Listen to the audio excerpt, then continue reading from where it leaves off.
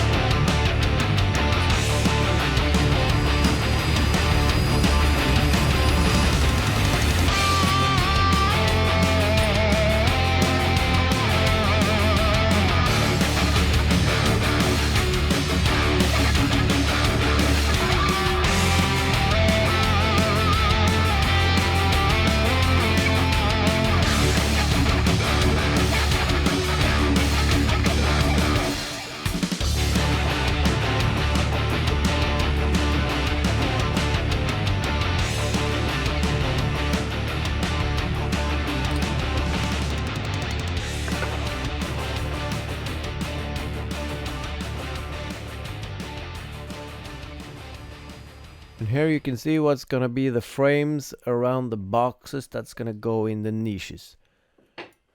So what I'm doing here is I'm just wetting down the miter surfaces as I'm using polyurethane glue. And polyurethane glue uses moisture to harden, so I'm just helping it along.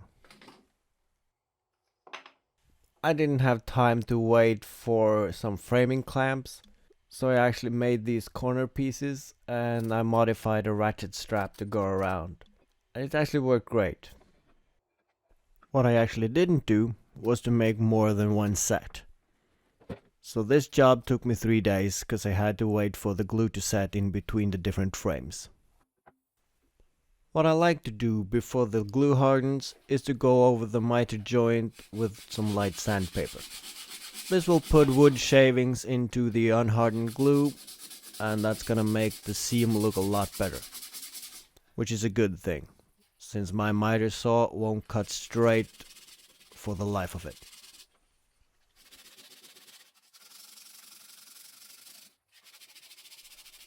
And this is how it looks the next day.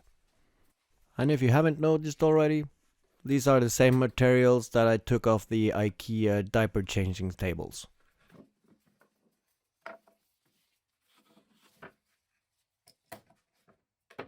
I chose to leave the grooves on the back side, because that's gonna be a nice attachment surface for the boxes at a later stage, which gonna make the gluing easy peasy. I probably should have said lemon squeezy at the end here, but I feel that's a bourbon moth trademark, so yeah. I didn't take much precautions to avoid the glue squeeze out on the backside. Cause the backside. But what I needed to do was to remove the glue from the groove to make the boxes fit snug.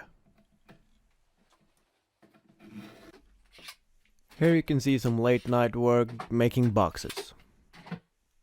I haven't put much effort in filming this process because, well, it's boxes. The chosen material for the boxes are birch plywood. It has a nice surface and is easy to work with. It also provides a nice contrast to the frames itself. And then it's over to pre-assembly. What I realized is that I needed to chamfer the edges around the groove to make the boxes sit properly. Now I didn't have a router bit small enough for this, so I had to do it manually, which was a bit tedious, but it didn't take that long.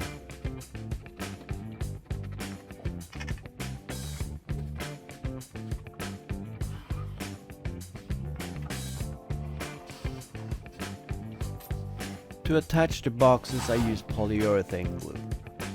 The really nice thing about polyurethane is that it expands if it's not under pressure.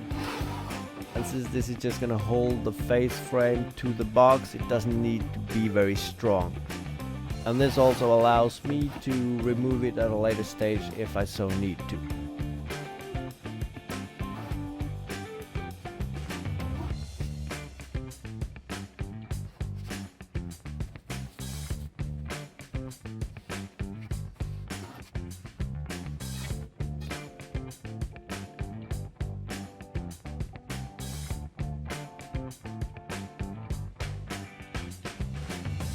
And there you have it, the finished result.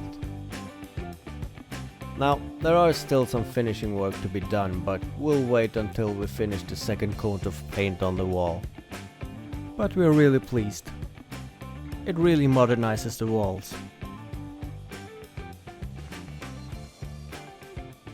So yeah, just gonna leave you here watching some B-roll before we fade to black.